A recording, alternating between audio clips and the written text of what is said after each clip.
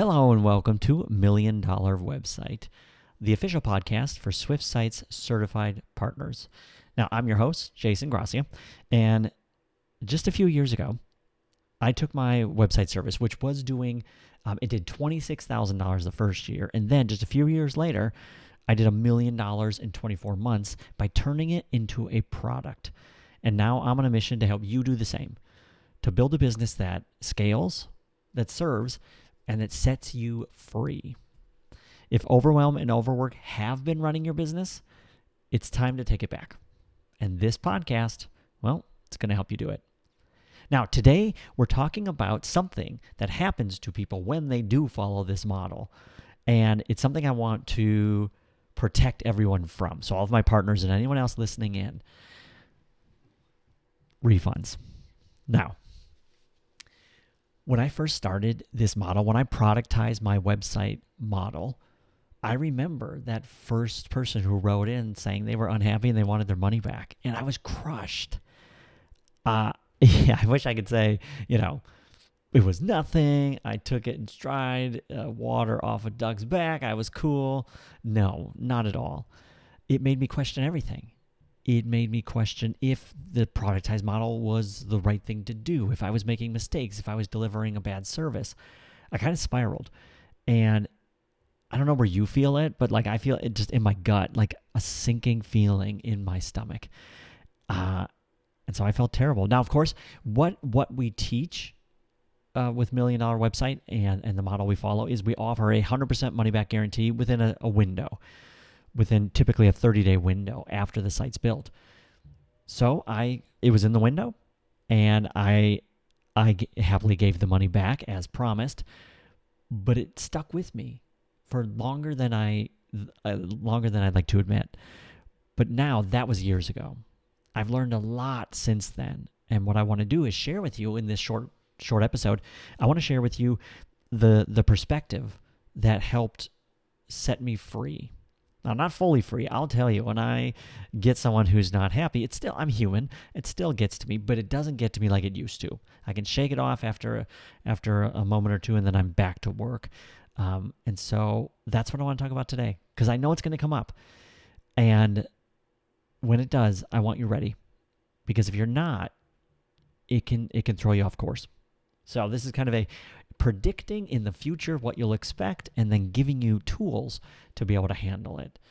Now, the good news, the best news, is the reason these are going to come into your world is because you are now running or building or will soon build a scalable model. When I started doing websites, it was custom. Everything was custom. Like most people, they build websites custom, talk to clients, back and forth, all the things. And there was no scale. I was trapped. I could have just a small number of clients. They took up almost all of my time and my energy and my emotional well-being, my physical, they dominated. And if I got stuck with a client who wasn't the best for me to work with, I was stuck with that client. And so this new model opens the door to something much bigger, which is you can not have 3 clients, you can have 30 clients. You can have 300 clients. With this scalable model, there's no limit to the number of clients. And so that's the good news. Yes, this dynamic of refunds will show up more often with a scalable model, but the pros of having a scalable model far outweigh the cons. So that's the good news, what you're building toward. And remember this, because if you get a refund request, just remember, the first thing I want you to fall back on and remember is you are building something that scales. You're building something that actually can grow into a 6-figure, a 7-figure, an 8-figure brand. Right? This is much different than being in kind of an independent freelance website designer. This is something that can grow. But with that comes new challenges. So that's the first thing I wanted to give you a fallback, which is, okay, when you get a refund request, see I said if, but no when, because it will happen, remember it's part of the model. Because you can scale, because you'll have many more clients, well, now you've got a new dynamic, which is You don't know your clients as well as you did. If you have 1 to 2 to 3 clients, you know them. You work with them sometimes on a daily basis. But this is a new model, and what that new model means, you don't have the same relationships. You're not as close. They don't know you as well. You don't know them as well. Instead of a personal chef inside your kitchen making you a meal and talking to you, instead, they're buying a ready-made meal almost like through a drive-thru. Now, it is like the most premium drive-thru. The website you build is still incredible. It's an amazing gift to that person. It's a machine that has been fine-tuned for their needs, but the relationship is different. So if you have a client that you've been working with one-on-one, very deeply, very connected, and then they want all their money back, that hurts. Like that really hurts. But if you have a productized model where people spend maybe just 30 to 40 minutes on a sales call with you, and then they want their money back, it is not the same. Now, it can still hurt. I get that. But just know the perspective of, of course, this person doesn't know me. I don't know them as well. We don't have a deep relationship. And so scale comes with more refund requests. Now, not that many. I can tell you in my business, we've had 8, at the time of this recording, 8 people requested their money back after the website was finished being built out of more than 675 clients. So just because it happens doesn't mean it happens all the time, but it is more likely because you don't have that same relationship, right? So it makes sense. So what I want to give you here is I want you to be able to talk yourself through this. And one of the things you can tell yourself is, it makes sense. I wasn't as close with these people. Now, the trade-off is that you can serve hundreds more than you could before. You'll make 10 times the money, and you'll put 10 times the amount of good, valuable websites into the world. There are many websites out there, and they are not good. No offense to whoever has them, whoever built them, no comments on that. But scaling also lets you help a whole lot more people. But it just so happens when you have more people, more things will happen. If you've got 3 clients, pretty much you can manage those clients, keep them happy. It'll end without any refund requests. But if you have 100 clients, if you have, say, 20 clients, just life is going to happen, right? Things are going to happen. The more people you load in, the more things are going to happen, right? It's just a natural law of numbers. So the great news is you're building something scalable, but with that comes not as close of a relationship and just more numbers. So it's going to happen. So refunds, they are without question, they're not a red flag. They're not proof that something you're doing is wrong, that you need to reconsider everything, that you are running a bad business, that you're taking advantage of people, that you don't know what you're doing. Not at all. It is simply meaning that you're building a real business. Do you know who never gets a refund? People who are not trying to build a business, right? Like, refunds are part of every actual legitimate business because they're growing. And with growth comes those different dynamics. So when you get a refund, you can look at it as almost like a badge of honor, a sign that you are growing. You are not staying small. You are putting yourself out there. You are getting more clients. And with that comes the natural experience of a refund request. So it's a good sign. Now, I know when you're going through it, it's not going to feel that way. But I promise you, the only people who don't get refund requests are the people who are not trying. You know, I love this quote, and it's attributed to Aristotle, but also Albert Hubbard, and it is, to avoid criticism, say nothing, do nothing, be nothing. And I could not agree with that more, right? Because that's it, my friends. That is it. If you don't want a refund request, then you've just got to shut up the business, like close up shop. Because they're going to happen when you grow something worthwhile. So it's normal. It's not a red flag. It doesn't mean you need to reconsider and question everything you've done. It is something that should happen. I want you to expect it. And it's a sign that you're doing things right. Now, to play a little bit more on the to avoid criticism, say, do, and be nothing. I'll tell you a quick story. So I read A Christmas Story. It was a short book, but it was amazing. I loved it. It's not called The Christmas Story like the one we know. It was just a story about Christmas. Absolutely loved it. Went to Amazon just to learn a little bit more about it, and it had, as expected, glowing reviews. But it also had some atrocious reviews. People ripped this book to shreds. And it was there that it really hit home that you cannot please everyone. It's literally impossible. Not figuratively, it's literally impossible. You cannot put something into the world that everyone is going to like. Unless, of course, you play small and you try to do and be and say nothing. Then yeah, but that's not us. No one listening here is on that path. We're ready to say something and to do something and to be something. And with that comes the inevitable criticism. So with your productized website business, you will not be able to please every client. You can't. You have to get refund requests. And if you're not, then you're not doing it right. So if this Christmas story, which was beautiful and heartwarming and sweet, it was everything you'd want in a beautiful Christmas story, if that could get people tearing it to shreds, then you know nothing is safe from criticism. It's just not how human beings are wired. There will always be someone who is unhappy with the work you do. And it's not a bad sign. It's a normal sign. It's a good sign. So I want you to play this like the law of wedding mistakes. Before Megan and I got married, her cousin said, okay, as you go into the big day, just remember the 3 things will go wrong. And we were like, wait, we were newbies, right? We didn't know. You're like, wait, what are you talking about? And she explained, well, with every single wedding, 3 things are going to go wrong.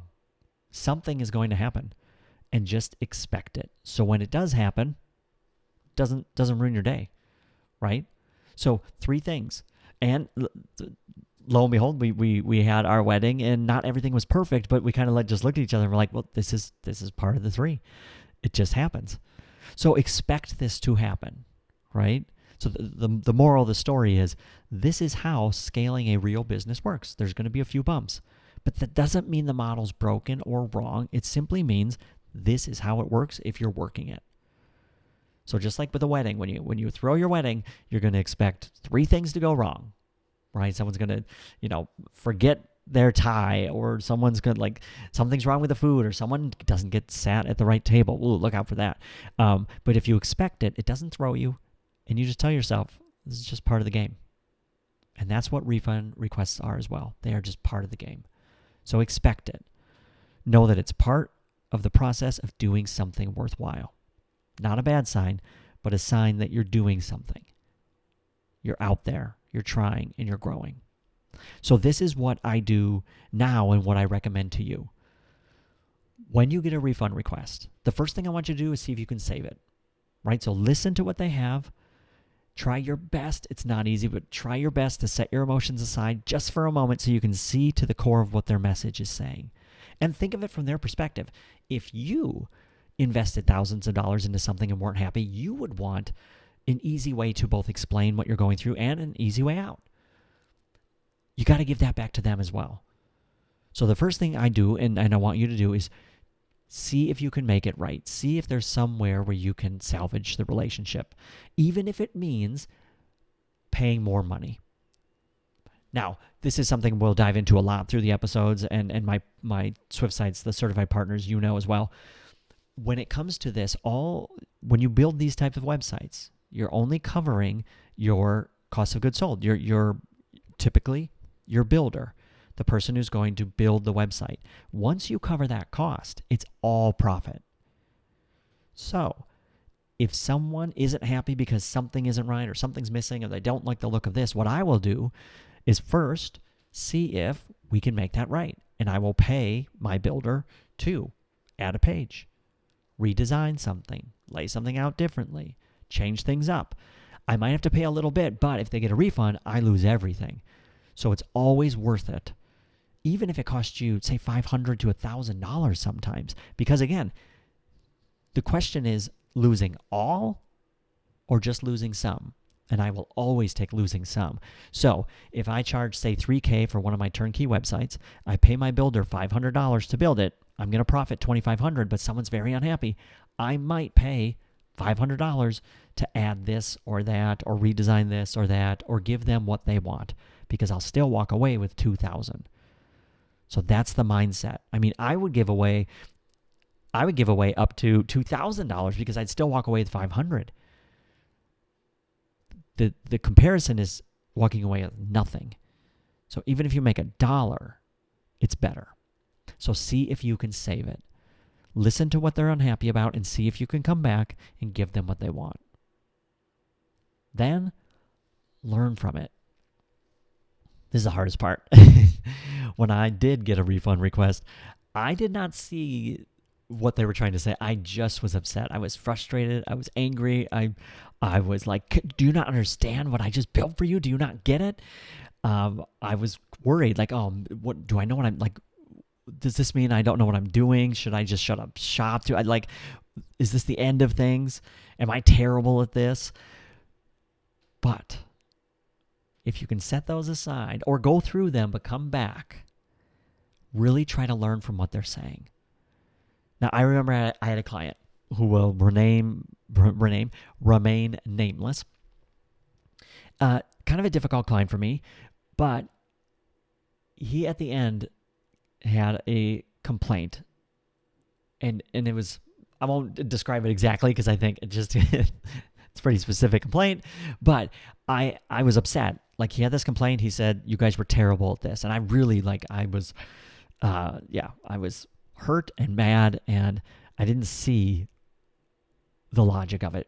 But after a few days, I opened the email again, and I realized he was right. This is a flaw in our system, and we could make it better. So it took me a little time to get there. But when I learned from it, it made me better.